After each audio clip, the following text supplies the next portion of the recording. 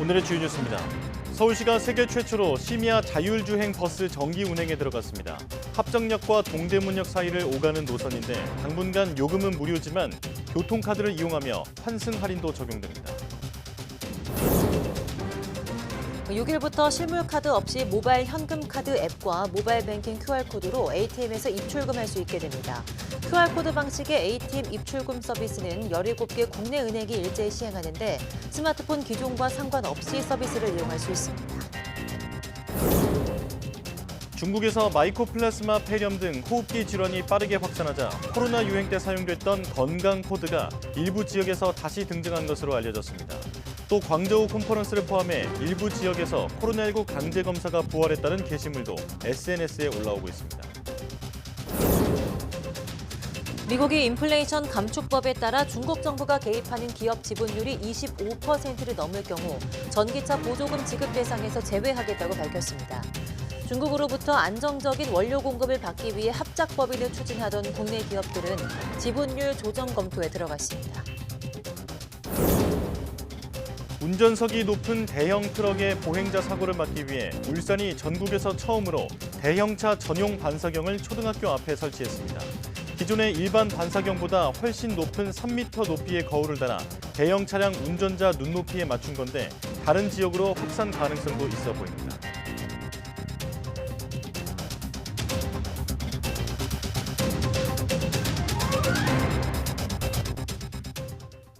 여러분 안녕하십니까? 사이언스 투데이 시작합니다. 중국에서 마이코플라스마 폐렴 등 호흡기 질환이 빠르게 확산하면서 일부 지역에서 제로 코로나 정책 3년을 상징하는 전자통행증인 건강 코드가 다시 등장한 것으로 알려졌습니다.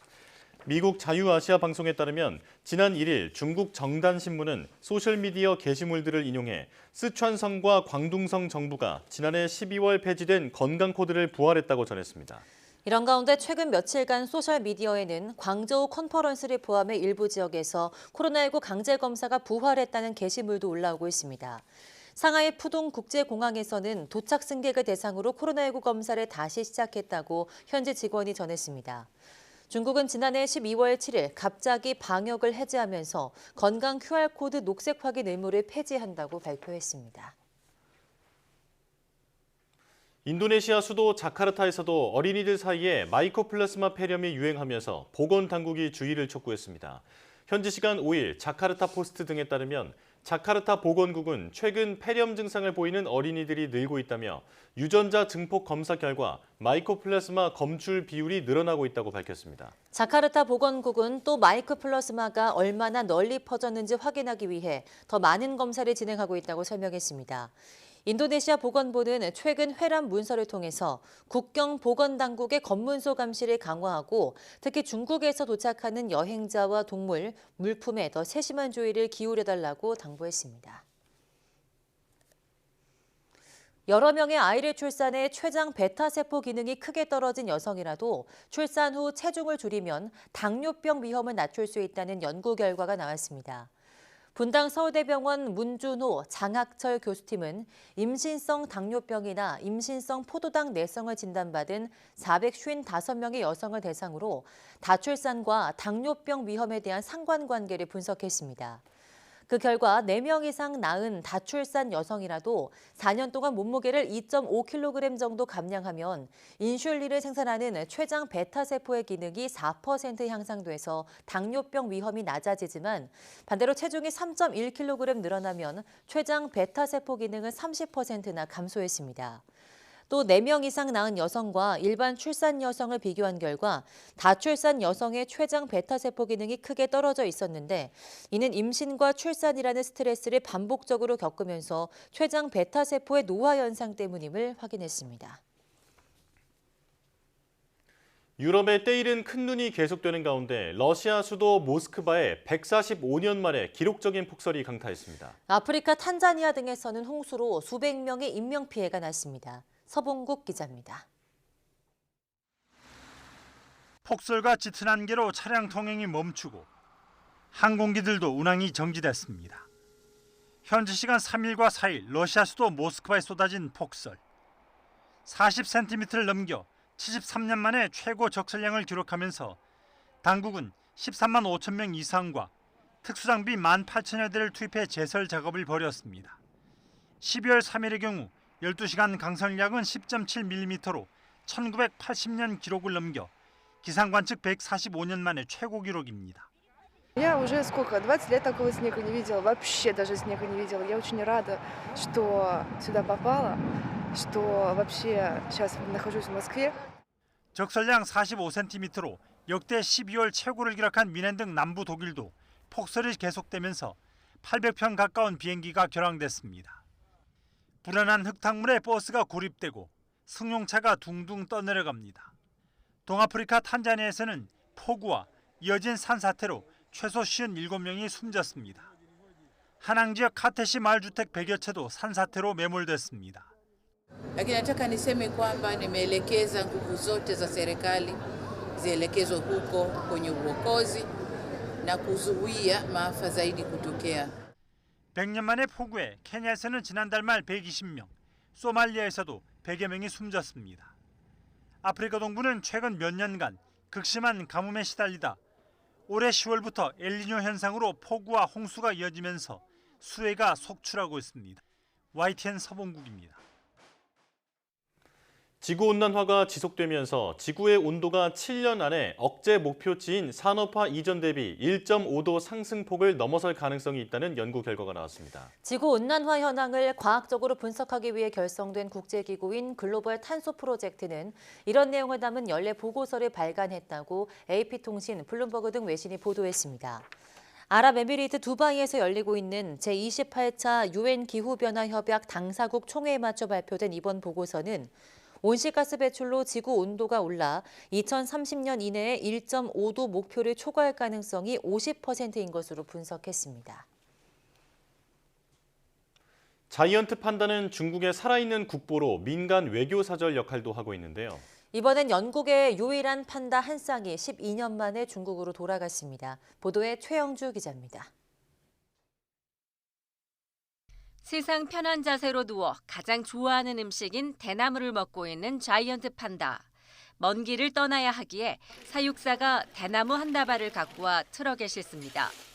안전한 여행을 위해 특수 제작 우리도 마련됐습니다. 영국의 유일한 판다 한 쌍인 텐텐과 양광이 12년 만에 전세기를 타고 고향인 중국으로 떠나는 길입니다. I feel like this day has always been in the future coming, but now it's getting closer and closer, and now it's finally here. 지난 2011년 영국에 도착한 두 판다의 임대 기간은 10년이지만 코로나로 2년 더 머물렀습니다. 영국은 한 해 빌리는 비용으로 75만 파운드, 우리 돈 12억 4천만 원을 낸 것으로 알려졌습니다. 그동안 새끼를 낳기 위해 8차례 번식을 시도했지만 안타깝게도 모두 실패했습니다. I mean, I think having panda cubs would have been an added bonus. It would have been amazing, but we can't take away from these two fantastic individuals that we have. 자이언트 판다의 유일한 서식지를 가진 중국은 판다를 여러 나라에 장기 임대해왔습니다. 멸종 위기종인 판다 보존이 명목이었지만 일종의 친선과 외교 수단으로 활용한 셈입니다. 그런데 최근 들어 중국이 계약 연장을 하지 않고 판다를 잇따라 회수하면서 우호의 상징이 아닌 불화의 상징이 됐다는 분석도 나옵니다. 지난 2월에는 일본에서 태어난 판다 샹샹이, 7월에는 프랑스에서 최초로 출생한 판다 위안멍이 중국으로 돌아갔습니다. 지난달에는 20년 넘게 미 워싱턴에 머물던 판다 가족도 작별 인사를 했습니다. I hope they can come back. I was hoping that they would extend their contract this time because it seems like they've been able to extend it before. 내년에 미 조지아주에 있는 판다 4마리마저 반환된다면 미국에는 한 마리도 남지 않게 됩니다. 최근 미국을 중심으로 한 서구 진영과 중국 간 관계가 급냉하면서 이른바 중국의 판다 외교는 막을 내릴 가능성이 높다는 관측도 나옵니다. YTN 최영주입니다.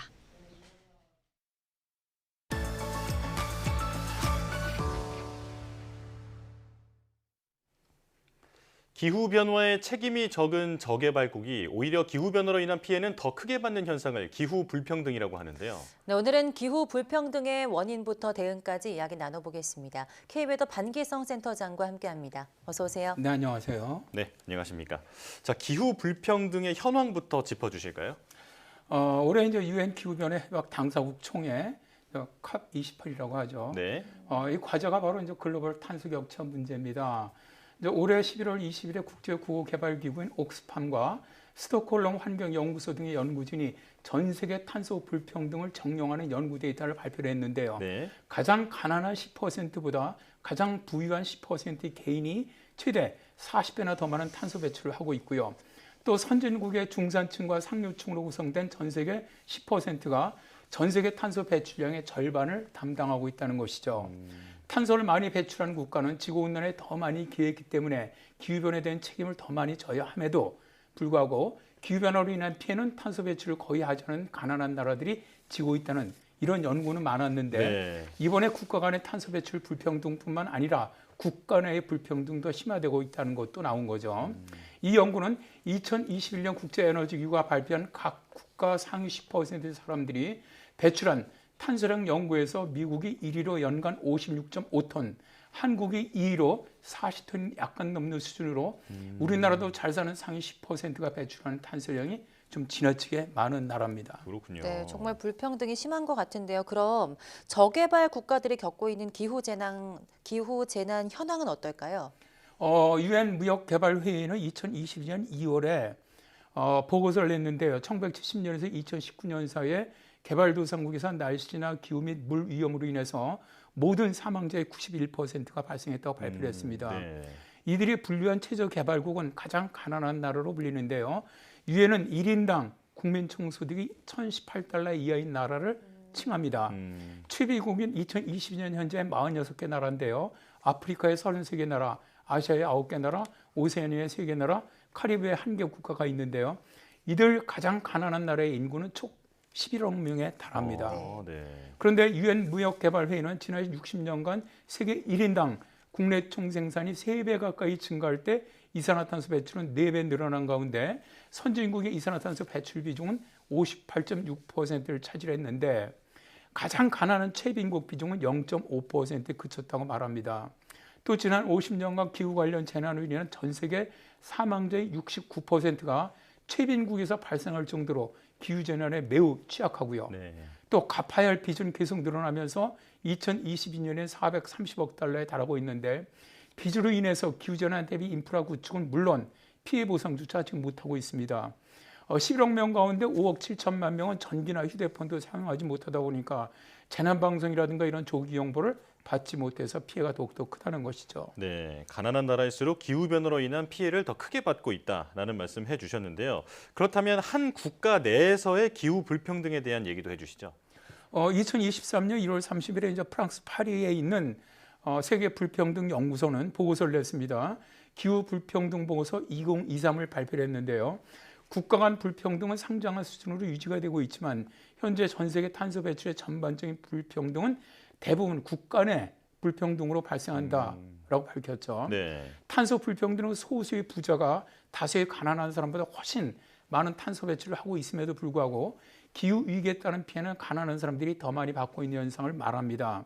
보고서를 보면은 1990년에 세계 탄소 불평등의 62%가 국가 간 불평등이었는데 2019년엔 64%가 국가 내 불평등으로 역전되었죠.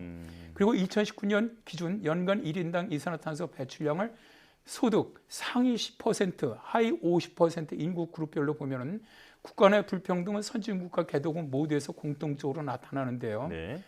미국 같은 경우는 소득 상위 10% 그룹은 70.3톤, 하위 50% 그룹은 10.5톤의 이산화탄소를 2019년에 배출했는데 소득 상위 10% 그룹이 하위 50% 사람들보다 연간 1인당 탄소 배출량이 7배가 많습니다.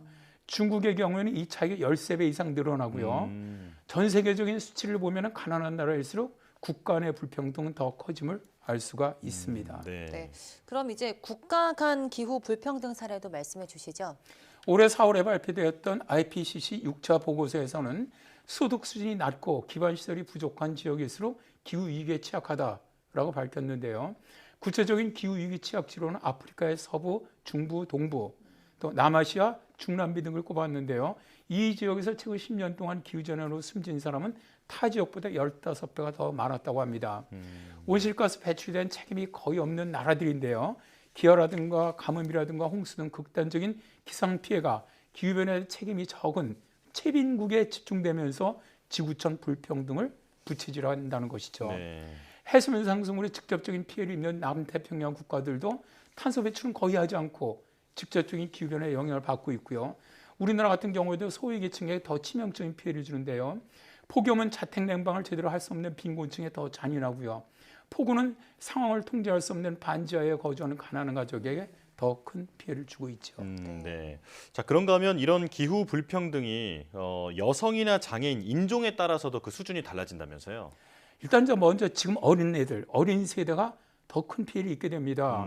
벨기에 공공대학 연구에 의하면 지구기온 상승 3도 시나리오에서 전 세계 평균적으로 2020년에 6살인 어린이는 산업화 이전 기후에 살던 6살 어린이보다 평생 동안 산불과 열대성 저기압 2배, 홍수는 3배, 흉작은 4배, 가뭄은 5배, 폭염은 36배를 더 많이 경험할 것으로 전망을 했습니다. 네.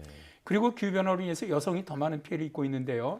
2022년 유엔 보고서에 따르면 여성은 환경재해에 직면했을 때 생존율이 더 낮은 데다가 재해 여파로 발생하는 젠더 기반 폭력에 매우 취약하다 보니까 여성과 소녀들이 가장 큰 타격을 받는다는 거죠. 네. 미 항공우주국의 연구에 의하면 아마존에서 홍수 등의 재난이 발생할 경우 여성들이 최대 피해자라고 밝혔고요. 세계은행의 연구에 의하면 인도네시아의 4마을에서 2004년 쓰나미로 인해서 남성보다 여성이 4배나 더 많이 사망을 했고요. 일본에서는 2011년 쓰나미 이후 장애인들이 인구의 7%밖에 되지 않았음에도 사망자의 거의 25%를 차지했습니다. 예. 또 인종에 따른 불평등도 있는데요. 미국 같은 경우 흑인이나 유색인종이 많이 사는 지역의 대기 오염이 백인들이 사는 지역보다 이산화질소 농도가 2배가 더 높습니다. 네. 이것은 대기 오염원인 중공업단지라든가 고속도로 등의 흑인 거주 지역 등에 많이 집중되었기 때문이죠. 네, 말씀 들어보니까 이런 기후 위기가 인간들의 가장 취약한 부분을 건드려서 좀 불평등을 초래하고 있지 않나 이런 생각이 드는데요. 그럼 이런 기후 불평등을 해결하기 위한 대응에는 어떤 것들이 있을까요? 일단 지금 저 부자 나라들의 인식이 어떤 인식을 갖고 있냐면은 비싼 음식을 잔뜩 시켜 먹고 가난한 나라 보고 돈 같이 내자. 뭐 이런 게 아닌가 합니다. 예. 기후 불평등을 해결하기 위해서는 비용이 일단 수반되지 않습니까? 네. 그럼 선진국과 가난한 나라 간의 비용을 어떻게 공정하게 분배하느냐가 중요한데요. 남에게 피해를 줬으면 사과하고 보상하는 것이 공정이라는 것이죠. 네. 그래서 불평등 보고서 2023에서는 먼저 가난한 나라들의 기후 불평등을 해소하려면 선진국들의 보상과 함께 개도국 스스로도 자국 세금 제도를 개혁을 해서 자본을 재분배할 필요가 있다라고 주장을 하고 있고요. 네네. 그리고 이제 피케티 등의 학자들은 부유층들에게 더 많은 탄소세를 물려야 한다고 하는데요. 여기서 거친 자금을 가난한 나라들이 기후 재난의 피해를 줄일 수 있는 적응에 좀 활용하자는 것이죠. 그리고 국가 내 기후 불평등 해결을 위해서는 공해활동 누진세와 화석연료 보조금 삭감을 결합을 해서 복지 국가를 좀 강화하고요. 사회적 보호를 제공을 해서 배출 격차를 해소하는 데 도움이 될 수 있다는 의견도 있습니다. 네.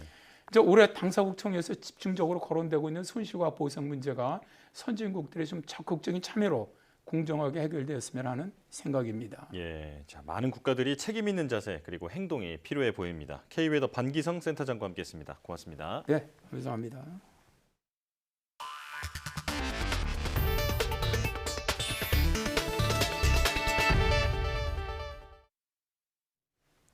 서울시가 세계 최초로 심야 자율주행 버스 운행을 시작했습니다. 시민들은 일반 버스와 승차감이 크게 다르지 않다며 환영했지만 급정거 문제 등 아직 불안하다는 반응도 적지 않았는데요. 김다현 기자가 직접 버스를 타봤습니다. 늦은 밤 서울 한복판을 달리는 시내버스. 겉보기엔 일반 버스와 다르지 않아 보이지만 자세히 보면 각종 센서와 모니터링 장치가 달려 있습니다. 시범 운행을 마치고 정기 운행에 들어간 세계 최초 심야 자율주행 버스입니다. 직접 자율주행 버스에 타봤습니다. 관련 법에 따라 운전기사도 함께 탑승하긴 하는데 직접 운전대를 잡지 않아도 주행에는 지장이 없습니다. 운행 시간은 평일 밤 11시 반부터 다음날 새벽 5시 10분까지로 대학가와 대형 쇼핑몰이 몰려있는 합정역과 동대문역 사이를 오갑니다. 당분간 요금은 무료지만 일반 시내버스처럼 교통카드를 단말기에 찍고 탑승해야 합니다. 다른 버스나 지하철로 갈아탈 경우 환승 할인도 연계됩니다. 자율주행 버스의 첫 승객들은 승차감도 일반 버스와 다르지 않고 생각보다 안전한 것 같다는 반응입니다. 바로 제가 합정동 거주자라 일단 여기서 첫 차가 시작한다길래 타보러 왔습니다. 일반 전기 버스 같은 느낌을 계속 받고 있습니다. 예, 부드럽고 괜찮은데요. 제가 아까 보니까 한 42km 이상은 안 넘더라고요. 근데 뭐 그 정도 속도면 사실은 입석도 그렇게 큰 무리가 없겠다. 다만 아직 도입 초기 단계인 만큼 안전을 우려하는 목소리도 있습니다. 전좌석에 안전띠를 설치하고 입석을 금지하는 등 대책을 마련했지만 시민 불안을 해소할 수 있을지는 아직 미지수입니다. 중간중간 급정거를 하는 게 몇 번 있었는데 그런 부분은 좀 개선되면 좋을 것 같다는 생각이 들었고 서울시는 안정화 작업을 거쳐 내년 상반기 버스 요금을 유료로 전환하고 운행 결과를 바탕으로 자율주행 버스 노선을 확대한다는 계획입니다. YTN 김다현입니다. 화물차나 버스 같은 대형차는 운전석의 높이가 높아 보행자를 보지 못하고 사고로 이어지는 경우가 많은데요. 이런 사고를 막으려고 전국 처음으로 대형 차량 전용 반사경이 울산의 한 초등학교 앞에 설치됐습니다. 오태인 기자입니다. 초등학교 앞 건널목, 어린이 2명이 신호에 맞춰 걸음을 내딛습니다. 그 순간 우회전하던 버스가 그대로 지나갑니다. 어린이 1명은 버스에 치여 쓰러졌고 결국 바퀴에 깔려 뼈가 부서지는 중상을 당했습니다. 커다란 차체에 운전석 높이까지 높아 사각지대를 지나던 어린이를 보지 못하고 사고가 난 겁니다. 백미러를 보는데 이 사각지대가 많아요. 그래 잘 안 보일 때도 많고 신경 안 쓰면은 사고 날 확률이 많죠. 사각지대를 비추는 반사경은 도로안전시설 지침에 따라 1.8m에서 2.5m 높이로 설치해야 합니다. 하지만 차고가 높은 대형 차량에서는 쉽게 보이지 않아 사고는 끊이지 않고 있습니다. 울산 북구가 반복되는 대형차 사고를 막으려고 3m 높이 대형차 전용 반사경을 초등학교에 달았습니다. 사전 컨설팅 감사 제도를 활용해 업무 적법성과 타당성을 따진 끝에 규제를 적극적으로 개선한 겁니다. 기준이 미비하기 때문에 우리 울산시 사전 컨설팅 감사 제도를 적극적으로 활용을 해서 또 설치 높이를 높게 시범 설치하여 또 우리 어린이와 우리 주민들을 보호하는 것이 보행자 안전을 지키는 시설을 다른 지역에서도 적극적으로 활용할 수 있도록 특허권 같은 지적재산권도 등록하지 않았습니다. 전국 최초로 울산에 설치된 키높이 반사경이 반사경 설치 지침 개정까지 이어져 대형 차량으로부터 보행자 안전을 지킬 수 있을지 주목됩니다. YTN 오태인입니다. 미국 재무부가 인플레이션 감축법에 따른 해외 우려 집단으로 중국을 지목하면서 국내 배터리 업계에도 비상이 걸렸습니다. 중국 정부 관련 지분율이 25% 이상이면 미국의 전기차 보조금을 받을 수 없기 때문인데 한중 합작법인을 추진하던 국내 배터리 업체들은 지분율 조정을 검토하고 있습니다. 홍상희 기자입니다. LG화학은 1조 2천억 원을 투자해 중국 화유코발트와 합작해 새만금에서 전구체 공장 설립을 추진하고 있습니다. SK온과 에코프로도 중국 거린메이와 3자 합작법인을 설립할 계획이고 포스코퓨처엠은 중국 CNGR과의 합작법인을 추진하고 있습니다. LG에너지솔루션도 중국 화유코발트와 배터리 재활용 합작법인을 세우기로 했습니다. 지난해 8월 통과된 미국의 IRA, 인플레이션 감축법을 우회하면서 중국으로부터 안정적인 원료 공급을 확보하기 위한 우리 기업의 선택이었습니다. 하지만 이마저도 제동이 걸렸습니다. 미 행정부가 중국 정부가 개입하는 기업 지분율이 25%를 넘을 경우 전기차 보조금 지급 대상에서 제외하겠다는 지침을 내놨기 때문입니다. 중국과 합작에 나선 국내 기업들은 지분율 조정 검토에 착수했습니다. 배터리 업계로서는 추가 지분 확보를 위해 많게는 수천억 원의 부담이 불가피해졌지만 오히려 기회가 될 수 있다는 분석도 있습니다. 내년부터 중국산 배터리를 탑재한 전기차는 보조금을 받기 어렵고 2025년부터는 배터리 핵심 광물도 규제를 받게 되기 때문입니다. 자원보유국으로부터 1차 추출하고 가공한 그런 원료들이 중국을 거치지 않고 한국으로 들어와서 중간 가공을 하고 그다음에 미국으로 수출하는 방식으로 좀 장기적으로는 그렇게 좀 갈 가능성이 있다. 그런 어떻게 보면 잘 활용하면은 유리해질 수도 있는. 그러나 내년 미국 대선을 앞두고 트럼프 전 대통령의 인플레이션 감축법 폐지 공약에 이어 바이든 행정부도 대중국 견제를 강화할 가능성이 있어 IRA 리스크는 당분간 계속될 것으로 보입니다. YTN 홍상입니다. 중국 세관이 우리나라로 수출하는 산업용 요소의 통관을 지연시키면서 재작년처럼 요소수 품귀 현상이 빚어지는 건 아니라는 우려가 나옵니다. 정부는 중국이 자국 내 수급 때문에 일시적으로 수출을 보류한 것으로 파악하고 대체 수입국을 확보하는 등 대응책 마련에 나섰습니다. 황보혜경 기자입니다. 중국에서 산업용 요소 수출이 막힌 건 지난달 30일. 중국 세관이 수출 심사를 마친 요소 선적 단계에서 돌연 한국행을 보류한 겁니다. 다만 중국 당국이 공식적인 수출 제한에 들어간 건 아닌 것으로 확인됐습니다. 산업통상자원부는 이번 통관 지연이 중국 자국 내 요소 수급 상황을 고려한 가격 안정 조치로 파악됐다고 설명했습니다. 최근 인도에서 비료용 요소 수입이 급증하자 자국에서 요소 부족 사태가 벌어질 것을 우려해 일시적으로 수출을 멈췄다는 겁니다. 정치적인 배경은 없다는 것으로 확인을 했고요. 주로 중국 내부적으로 요소 수요가 좀 타이트하기 때문에 그런 경제적인 요인 때문에 통관 지연이 일어난 것으로 확인을 하고 있습니다. 앞서 재작년 10월 중국은 호주와의 무역 분쟁을 겪으면서 요소 수출을 제한했습니다.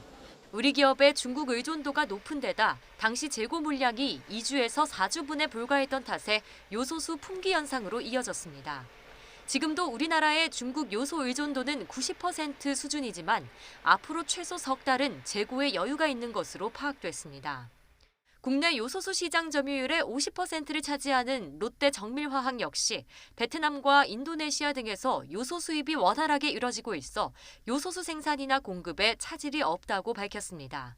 공급 가격이나 판매 가격도 그대로 유지하고 있다는 겁니다. 2년 전과는 상황이 다르다는 게 정부와 업계 관계자들의 공통된 설명입니다.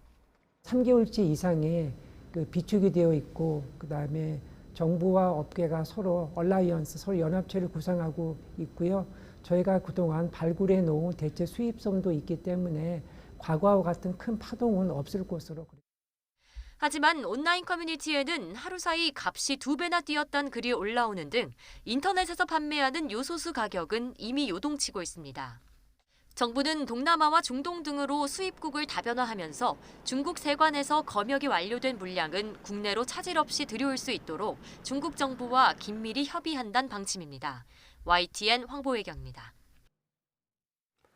중국 당국이 한국으로의 요소 수출 통관을 보류한 가운데 중국 비료 기업들이 내년도 수출 총량을 자율적으로 제한하기로 합의한 것으로 전해졌습니다. 중국 화학 비료망에 따르면 중농그룹과 중화그룹 등 주요 요소 비축 무역기업 15곳이 내년 수출 총량 94만 4천 톤을 초과하지 않는다는 데 동의했고 요소 수출에 대한 자율 제한 협의를 체결했다고 업계 분석가 푸야난이 지난 1일 밝혔습니다.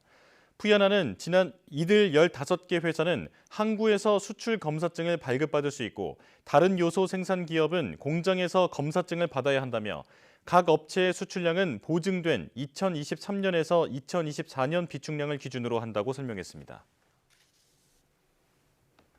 지난달 소비자 물가 상승률이 3%대 초반으로 둔화하며 넉 달 만에 오름세가 꺾였습니다. 반면 농산물 값은 13% 넘게 올라 불안한 모습인데요. 정부는 12월에도 물가 안정 흐름이 이어질 것으로 전망했습니다. 보도에 오인석 기자입니다. 지난달 소비자 물가가 1년 전 같은 달보다 3.3% 올랐습니다. 지난 8월 이후 넉 달째 3%대 상승률입니다. 한 달 전과 비교하면 소비자 물가는 0.5%포인트가 떨어지며 큰 폭으로 하락했습니다. 지난 7월 이후 줄곧 오름세였던 물가 흐름도 넉 달 만에 꺾였습니다. 국제 유가 하락으로 석유류 가격이 5.1% 떨어진 게 큰 영향을 미쳤습니다. 휘발유가 2.4% 올랐지만 경유는 13.1%, 등유는 10.4% 떨어졌습니다. 국제유가 하락으로 석유류 하락폭이 다시 확대되고 농축수산물, 내구재, 섬유제품 상승폭이 둔화되면서 지난달에 비해서는 0.5%포인트 하락한 수치입니다. 농산물 값은 불안한 흐름이 이어졌습니다.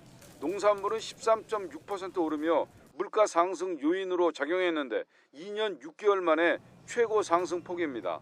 사과와 토마토, 파, 오이 등의 가격이 크게 올랐고 쌀도 10% 이상 상승했습니다. 통계청은 변동성이 큰 농산물과 석유류를 제외한 근원 물가는 둔화 흐름이 이어지고 있다고 설명했습니다. 정부는 12월에도 물가 안정 흐름이 이어질 것으로 전망하면서도 겨울철 기상 여건과 국제 유가 변동성 등 불확실성은 여전히 높은 상황이라고 밝혔습니다. 추세적인 물가 흐름을 보여주는 근원 물가는 하락세를 지속하면서 3.0%까지 낮아졌습니다. 향후 추가적인 외부 충격이 없는 한 추세적인 물가 안정 흐름이 계속 이어질 전망입니다. 정부는 아직 가격이 높은 일부 농축수산물의 가격 안정을 위해 이번 달 초중순 종료 예정인 농축수산물 할인 지원과 수산물 온누리 상품권 환급 행사를 연말까지 연장하기로 했습니다.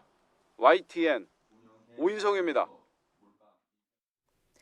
6일부터 실물카드 없이도 모바일 현금카드 앱과 모바일 뱅킹 앱의 QR코드를 활용해서 은행권 현금 자동 입출금기 ATM에서 입출금할 수 있게 됩니다.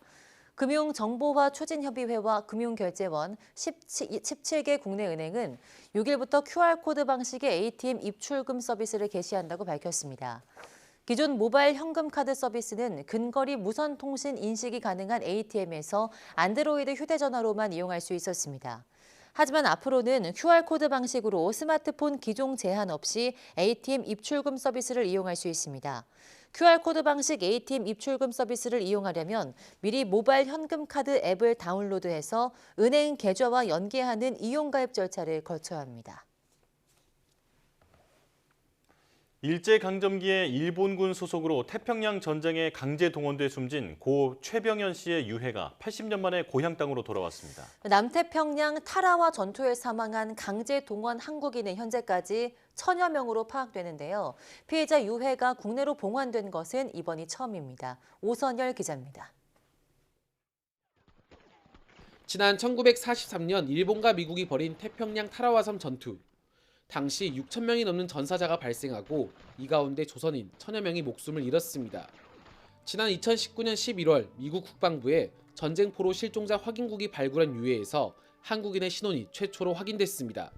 한미일 공동유전자 감식을 통하여 태평양 격전지에서 처음으로 일제가 강제 동원한 전투에서 희생된 고 최병현 씨입니다. 정부는 최 씨의 유해 보관을 추진했지만 코로나19 확산으로 키리바시 공화국 국경이 봉쇄돼 사년이 지연됐습니다. 고 최병현님을 위한 묵념이 있겠습니다. 일동 묵념. 인천공항을 통해 국내로 들어온 최 씨의 유해가 마침내 고향 땅 전남 영광에 도착했습니다. 80살 넘은 아들은 기적적으로 아버지의 유해를 찾았다며 안도의 한숨을 내쉬었습니다. 미역말리 타양에 계시는 아버지가 오늘 이처럼 우리 어머니 품으로 돌아온다는 데에서 너무 감사하고 대환영하는 과정입니다. 생전에 못했던 사랑 앞으로 많이 우리 어머니에게 주시고 정부도 고인의 영면을 기원하며 가슴 아픈 역사를 치유하기 위해 강제동원 희생자의 유해 봉안에 최선을 다하겠다고 밝혔습니다. 희생자분들의 넋을 위로하고 유가족분들의 슬픔을 조금이라도 보듬을 수 있도록 강제동원 희생자분들에 대한 위령 사업과 조사 연구도 지속적으로 추진해 나가겠습니다. 80년 만에 고국을 찾은 고 최병현 씨의 유해는 유족 선산에 안치됐습니다. YTN 오선열입니다. 미국 워싱턴 포스트가 우크라이나 전쟁과 관련한 심층 기사에서 한국의 포탄 지원 과정을 다뤘습니다. 신문은 특히 우리나라에서 우크라이나로 간 포탄량이 유럽 전체 국가를 합한 것보다 더 많았다고 전했습니다. 워싱턴 권준기 특파원이 보도합니다. 워싱턴 포스트는 올해 초 바이든 행정부의 가장 큰 숙제가 우크라이나에 155mm 포탄을 공급하는 일이었다고 보도했습니다. 전장에선 한 달에만 9만 발 이상 포탄이 필요한데 미국이 조달할 수 있는 건 10분의 1가량에 불과했기 때문입니다. 이에 따라 제이크 설리번 백악관 국가안보보좌관은 탄약을 대량으로 보유한 한국에 눈을 돌렸습니다. 한국이라면 41일 안에 공중과 해상으로 33만 발을 실어 나를 수 있다는 계산이 나온 겁니다. 하지만 교전 지역에 무기 공급을 금지하고 있는 한국 법이 장벽이었고 결국 간접 지원 방식은 수용할 수 있다는 한국 정부의 뜻에 따라 올해 초부터 탄약 공급이 성사됐다고 신문은 전했습니다. 워싱턴 포스트는 결과적으로 한국이 모든 유럽 국가의 공급량을 합산한 것보다 더 많은 포탄을 우크라이나에 공급한 나라가 됐다고 보도했습니다. 신문은 한국에서 이송된 포탄 규모를 구체적으로 거론하지 않았습니다. 또 한국 포탄이 우크라이나로 곧바로 전달됐는지 미국이 한국 포탄을 무기고에 채우는 우회 방식을 취했는지도 명확히 다루지 않았습니다. 이런 가운데 백악관은 연말이면 우크라이나 지원 예산이 바닥난다며 예산안 통과를 촉구했습니다. 미국 지원 없이는 우크라이나가 러시아에 무릎 꿇을 수밖에 없다며 의회를 재촉한 겁니다. There's not a magical pot of money out there that we can go dip into that we have been hiding off in the corner. It's straightforward. Congress has got to provide the funding or the United States cannot continue to support Ukraine. 앞서 공화당이 다수당인 하원은 백악관이 패키지로 제출한 우크라이나와 이스라엘 지원 예산 가운데 이스라엘만 따로 떼서 통과시켰습니다. 최근 존슨 하원 의장은 밑빠진 독에 물을 부을 수 없다던 기존 입장에서 우크라이나 지원도 필요하다는 쪽으로 변화를 시사했지만 백악관의 남북 국경 정책도 바꿔야 한다는 전제를 달았습니다. 워싱턴에서 YTN 권중기입니다.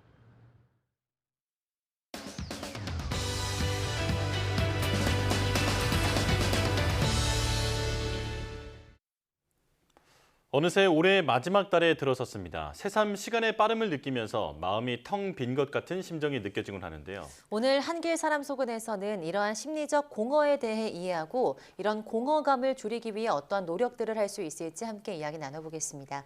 명지대학교 교육대학원 임지숙 교수와 함께합니다. 어서 오세요. 네, 안녕하세요. 네, 안녕하십니까. 자, 새해가 조금 있으면 다가올 텐데 새해에 대한 어떤 기대감보다는 사실 이제 지난 한 해에 대한 어떤 회한, 반성, 회상 이런 것들을 더 많이 하게 되는 것 같은데요. 어떤 마음에 공허한 마음이 드는 것 같은데 이게 외로움과는 좀 다른 개념일까요? 네, 지금 말씀하신 것처럼 한 해의 마무리에 마음이 텅 빈 것 같은 느낌, 즉 심리적 공허를 느낀다고 호소하시는 분들이 유독 더 늘어나는 시기입니다. 네. 외로움은 대개 다른 사람들과의 소통이 부족하거나 사회적 연결감을 가지지 못해서 생기는 감정인 반면에 이러한 심리적 공허는 보통 내 안에서 무언가 부족하다는 것을 느끼는 개인 내적인 측면이 강합니다. 네. 이러한 공허함은 객관적으로 보이는 것과는 별개의 것으로 물질적으로는 풍족하거나 외적으로 볼 때 성공적인 삶으로 보이더라도 내면적으로는 충족감이 없을 때 오히려 더 대비되게 비어있는 텅 빈 마음을 느끼게 됩니다. 사람들과 함께 있을 때 느끼는 연대감이나 안정감만으로는 해소되지 않기 때문에 오롯이 나 자신과의 관계에서 채워야 하는 측면이 있어서 이러한 심리적 공허는 더 채워나가기가 어렵게 느껴지기도 합니다. 네. 근데 요즘 유독 이런 연말에 심리적 공허를 느끼시는 분들이 많거든요. 이유가 있을 것 같은데요. 네, 우리가 새해 계획을 세운다는 건 내 삶의 목표나 의미를 잘 구현하고자 하는 포부와 연결이 되어 있습니다. 네. 그리고 새로운 한 해 계획을 세우는 순간을 잘 생각해 보면 내 삶을 더 좋게 이끌어 나가고자 하는 자발성이 기반이 되어 있고 또 새로운 한 해가 어떻게 펼쳐질지에 대한 호기심으로 즐겁거든요. 저희가 재미있는 이야기에 웃을 때와는 또 다른 새로운 한 해의 삶에 대한 기대감을 가질 때 생기는 그런 즐거움이 있는 거죠. 예. 마치 풍선을 부는 것처럼 내 마음의 의미나 목표, 희망 같은 것들을 불어넣는 작업이라고 생각하시면 됩니다. 그렇게 마음을 가득 차게 채워서 한 해를 시작하고 열심히 지내면서 연초에 세운 계획들을 다는 아니더라도 이뤄낸 부분들이 있고 또 나는 열심히 진행 중이야 라고 느껴지신다면 연말에 꼭 목표에 도달하지 못했더라도 나름의 의미와 보람을 느끼시게 될 텐데요. 연초 계획했던 것과는 달리 일상에 치여 정신없이 어떻게든 살다가 연말이 다가오면서 돌아보니 열심히 불어 불어넣었던 의미와 목표가 바람 빠진 풍선처럼 마음 한구석에 남아있는 걸 발견할 때 저희는 초라하고 찬바람만 휑하게 부는 비어있는 마음을 느끼게 되는데요. 네. 그것이 바로 심리적 공허감 그 자체죠. 네. 자, 이미 올해는 다 지나가고 이제 돌이킬 수도 없으니까 어떤 공허한 마음이 계속 드는 것 같은데요. 그래도 올 한 해가 가기 전에 이런 심리적 공허감을 좀 달래기 위해서 시도해 볼 수 있는 게 있을까요? 네. 우선 시간에 대한 프레임을 좀 경직되어 있다면 유연하게 하시는 것부터 시작하시면 좋을 것 같습니다. 네. 하루 24시간 정해진 건 똑같다라는 말은 물리적 시간의 관점에서는 맞는 말이지만 심리적으로 보면 시간 또한 주관적인 면이 훨씬 크거든요. 예를 들어 처음 가보는 낯선 길을 찾아갈 때의 10분과 익숙한 출근길을 갈 때의 10분은 상당히 다르게 느껴집니다. 동일한 시간과 거리를 걸어도 낯선 길의 10분은 굉장히 길게 느껴지고 익숙한 길의 10분은 금세 지나간다고 느껴지거든요. 네. 낯선 길을 갈 때는 길 찾기 지도도 찾아보고 맞게 가고 있는지 주변의 건물이나 가게들도 살펴보게 됩니다. 이 과정에서 우리는 새로운 정보들을 접하게 되고 새로운 경험을 가지게 되죠. 우리의 뇌는 외부 자극에 따라 변화하는 가소성을 가지고 있어서 새로운 자극이 오면 새롭게 연결되고 강화됩니다. 이러한 과정에서 창의력까지도 활성화되는 과정을 거칩니다. 즉 새로운 경험과 자극으로 뛰어드는 것은 주관적으로 시간을 길게 쓸 수 있는 좋은 방법이 됩니다. 올 초 계획했던 것들을 다시 살펴보시면서 여러 가지를 다 하시려고 하면 오히려 포기밖에 할 수가 없고요. 지금은 욕심은 줄이시고 행동력을 높이셔서 한두 가지만 선택해서 새로운 노력을 시작하시면 한 달여의 시간을 주관적으로는 훨씬 길게 사용하시며 공허한 마음을 좀 더 채워나가실 수 있을 겁니다. 네. 그럼 그렇게 새로운 경험, 좀 주관적으로 길게 느끼려면 어떤 경험을 하는 게 좋을까요? 네. 이 시간을 주관적으로 길게 느끼면서 쓰려면요. 가능한 직접 경험을 선택하시는 게 상당히 중요합니다. 예를 들면 저희가 새로운 드라마를 보면서 보내는 1시간과 새로운 산을 등산하면서 보내는 1시간은 질적으로 굉장히 다르거든요. 물론 드라마도 간접 경험을 하도록 해주지만 내가 오감을 동원하고 온 몸을 사용하면서 낯선 산을 오르는 직접 경험과는 큰 차이가 있습니다. 연휴 때 시리즈 드라마를 정주행해 보신 분들은 아마 더 확실히 느끼실 텐데요. 며칠의 시간이 굉장히 짧게 느껴지시지 않으셨나요? 네네. 예, 그 며칠을 새로운 곳을 부지런히 여행하며 쓰셨을 때는 물리적 시간은 같더라도 주관적 시간은 훨씬 길게 느끼셨을 겁니다. 네, 뭔가 드라마만 몰아서 보지 말고 뭐라도 새로운 것을 좀 직접 해보는 게 좋을 것 같습니다. 자, 심리적 공허감을 채울 수 있는 또 다른 방법은 뭘까요? 네, 저는 건강한 자기애를 키우는 것 또한 심리적 공허를 해결해 나가는데 중요한 요소라는 생각이 들어요.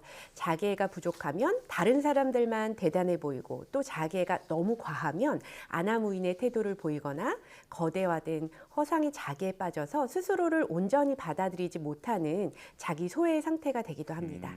타인이나 사회의 욕구보다는 내가 원하는 것을 명확히 알고 나를 귀하게 여기고 대접할 수 있는 힘, 이것이 건강한 자기애를 가진 상태라고 할 수 있을 텐데요. 심리적 공허가 자신의 내적인 측면의 반영이라고 말씀드렸던 것과 같은 맥락에서 자기애 역시 나 자신과의 관계가 토대가 됩니다. 건강한 자기의 자리가 커지면 심리적 공허의 자리는 자연스럽게 줄어들게 됩니다. 네. 그럼 조금 더 구체적으로 바로 실천할 수 있는 것들이 있을까요? 네, 쉽게는 눈에 보이는 것부터 실천해 보세요. 바쁘고 귀찮다고 매 끼니를 컵라면과 삼각김밥으로 때우시지 말고 5분만 시간을 투자해서 신선한 야채를 준비하는 과정 자체가 나를 귀하게 여기고 좋은 것을 스스로에게 대접하는 것이 될 수 있습니다. 또한 당장의 필요가 없더라도 나를 위해 원하고 좋아하는 것을 하세요. 그러니까 나는 취업도 못하고 있는데 취미생활을 갖는 건 사치야. 이렇게 생각하시는 분들 당연히 계실 겁니다. 네. 그러나 제가 말씀드리는 건 꼭 거창한 무엇일 필요가 없고요. 예를 들면 따뜻한 물로 샤워를 하는 것, 잠깐 동네 한 바퀴 산책하는 것과 같이 소소한 활동이라도 나를 위한 활동을 하시라는 의미입니다. 즉 나를 내버려 두는 것이 아니라 적극적 관심을 가지고 관여하는 것이 건강한 자기애를 갖고 공허함을 줄여나가는 방식이라는 것을 꼭 기억하시면 좋겠습니다. 예, 이제 나를 귀하게 여기고 좋은 것을 스스로에게 대접할 줄 알아야겠다 이런 생각이 듭니다. 자, 마지막으로 마음의 공허를 느끼는 분들께 한마디 해주신다면요. 네, 우리의 감정은 저절로 건강한 상태를 유지하는 것이 아닙니다. 몸의 건강을 관리하듯 우리의 감정도 적절히 관리하기 위한 노력이 필요합니다. 12월 31일과 1월 1일은 똑같은 하루예요. 오늘까지는 흘려보내고 내일부터 잘한다는 건 사실 스스로를 속이는 거죠. 예, 새해로 모든 것을 미루시면서 12월을 공허로 흘려보내지 마시고 새로운 경험 속으로 적극적으로 뛰어드시고 나 자신을 친절하게 대하고 대접할 수 있는 그런 올해의 마무리가 되시면 좋겠습니다. 네, 정말 한 해 동안 내가 왜 이런 일은 없을까 이렇게 공허함 느끼시는 분들 굉장히 많으신 것 같은데요. 하루하루 좀 열심히 살아내고 있는 것만으로도 우리 잘하고 있다고 좀 칭찬해주고 싶은 그런 시간이었습니다. 임지숙 상담 심리학자와 함께했습니다. 오늘 말씀 잘 들었습니다. 감사합니다.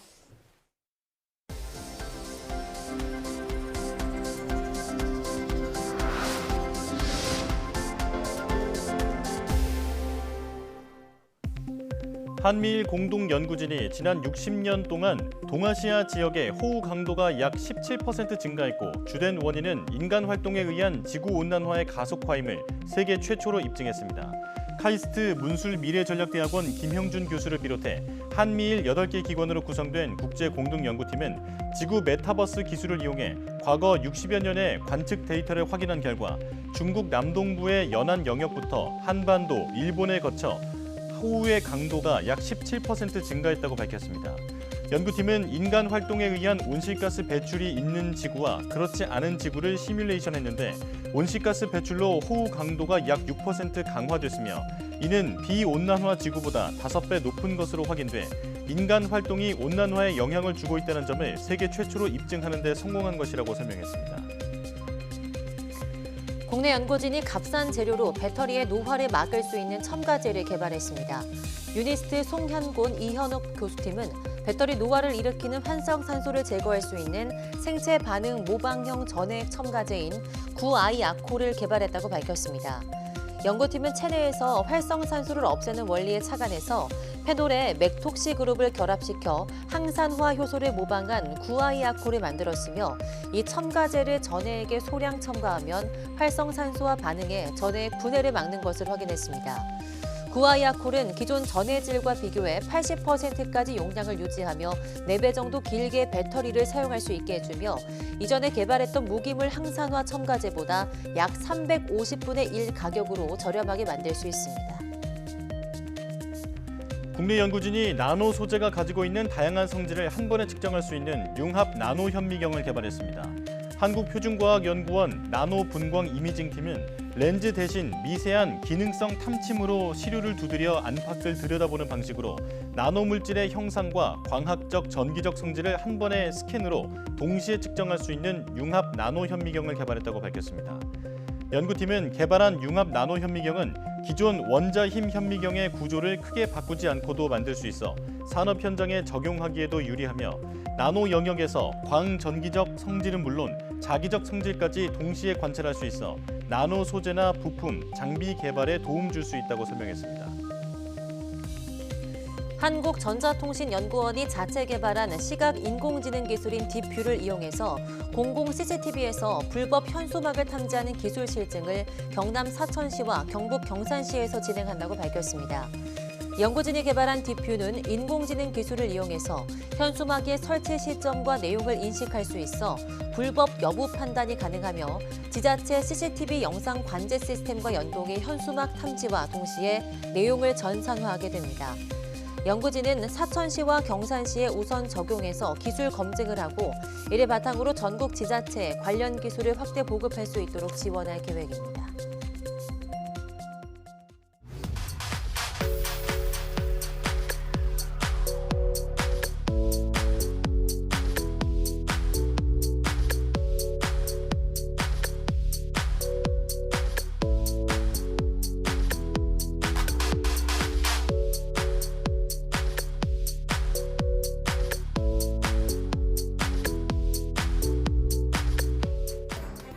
앞서 울산의 한 초등학교 앞에 대형 차량 운전자 눈높이에 맞춰 반사경을 설치했다는 소식 전해드렸는데요.